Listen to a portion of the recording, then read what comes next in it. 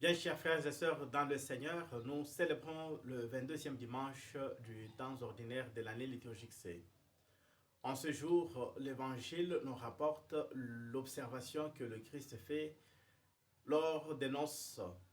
Il constate que les invités ne respectent pas leur place, ils se précipitent tous la première place. Ainsi, il en profite pour donner une leçon à chacun d'entre eux. Lorsque vous êtes invité à des noces, ne vous précipitez pas pour occuper la première place, mais par contre, cherchez à occuper la dernière place, car vous ne savez pas qui sont les invités, pour qui les premières places sont réservées. Et si jamais il y a quelqu'un de plus important que vous qui est invité aux mêmes noces, lorsqu'il se présentera, on te demandera de te lever pour aller derrière les gens. Et lorsque cela se fait pendant qu'il y a déjà des invités,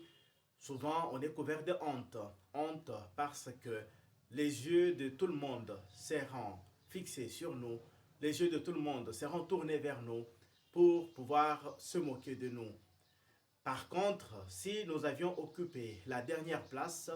lorsque celui qui a organisé le banquet constate que au lieu que vous soyez à la première place, vous êtes en train d'occuper la dernière place,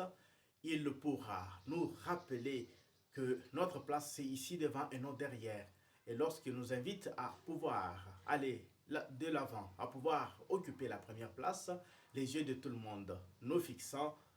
nous donne beaucoup de force, beaucoup d'honneur, car chacun de ceux qui seront là pourra peut-être se poser cette question de savoir, mais qui est ce monsieur, qui est cette dame qu'on invite à prendre la première place.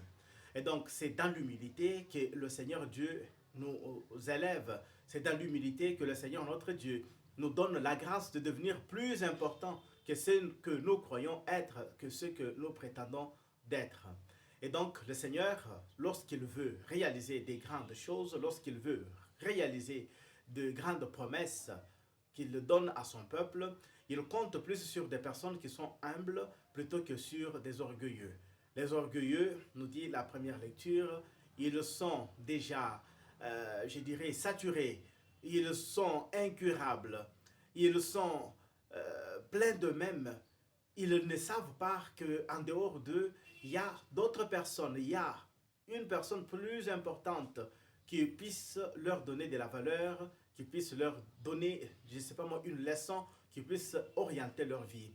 Et donc, l'orgueil, c'est quelque chose que chaque chrétien doit combattre dans sa vie. Et cet orgueil ne doit pas nous pousser à prétendre même donner des leçons à Dieu, donner des leçons à toute personne de bonne volonté que le Seigneur place sur notre chemin. Par contre, dans l'humilité, nous devons apprendre à, à, à, à nous rabaisser. Nous devons apprendre à nous ramener au niveau où celui qui a une connaissance puisse l'inculquer dans notre tête, puisse la transmettre à nous pour que nous parvenions nous aussi à une connaissance vraie et certaine. Et donc, le Seigneur, notre Dieu, en nous invitant de nous revêtir de l'humilité, ainsi que d'une générosité qui ne parle pas, car celui qui est orgueilleux, lorsqu'il fait un don, lorsqu'il donne à quelqu'un une aide, il cherche par tous les moyens aussi à pouvoir le proclamer, à pouvoir indiquer du bout de son doigt que telle personne, s'il est bien vêtu aujourd'hui, c'est parce que moi je l'ai aidé. S'il a mangé aujourd'hui, c'est parce que moi j'existe. S'il est en bonne santé aujourd'hui, c'est parce que moi je l'ai aidé à se faire soigner. S'il est rentré, il a fait une bonne rentrée scolaire cette année, c'est parce que moi je l'ai soutenu, parce que moi je l'ai aidé à pouvoir l'accomplir. Et donc, quelqu'un qui est orgueilleux, même s'il fait son don, ces dons-là ne lui rapportent rien de plus de la part de notre Dieu, car il le donne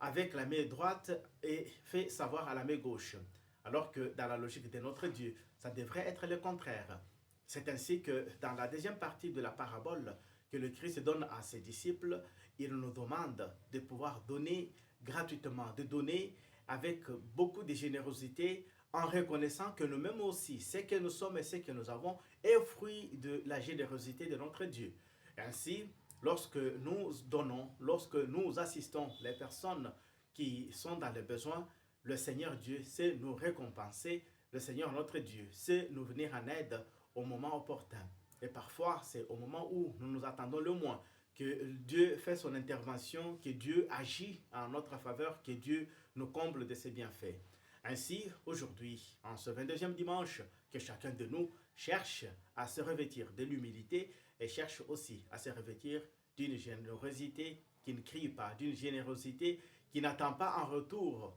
de ceux qui ont bénéficié de notre don, de notre bienfait, mais que ce que nous faisons de bon, ce que nous faisons aux plus démunis, aux plus pauvres, faisons-le pour que Dieu puisse nous récompenser. Et n'oublions pas non plus aussi d'inviter à nos tables, d'inviter à nos noces et d'inviter à nos festivités des personnes qui ne peuvent pas en retour nous inviter, car le Seigneur voudrait que nous puissions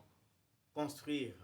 notre futur en ayant une attention particulière envers ceux qui n'ont rien, car ils sont l'image de notre Dieu, ils sont la présence de Dieu au milieu de nous. Et c'est cette présence qui nous permet de pouvoir toucher ce Dieu qui est invisible dans la personne de ceux qui ne peuvent rien nous donner en retour pour les bienfaits reçus dans ce monde, mais qui ne peuvent nous donner en retour qu'à la fin du monde, lorsque le Seigneur notre Dieu lui-même pourra dire « J'avais faim, j'avais soif, j'étais nu, j'étais malade, j'étais en prison, vous m'avez rendu service, vous m'avez aidé, vous m'avez assisté ». Que Dieu nous bénisse et je souhaite à tout un chacun de nous un très bon dimanche à la recherche de la dernière place pour que le Seigneur nous donne la première place. Amen.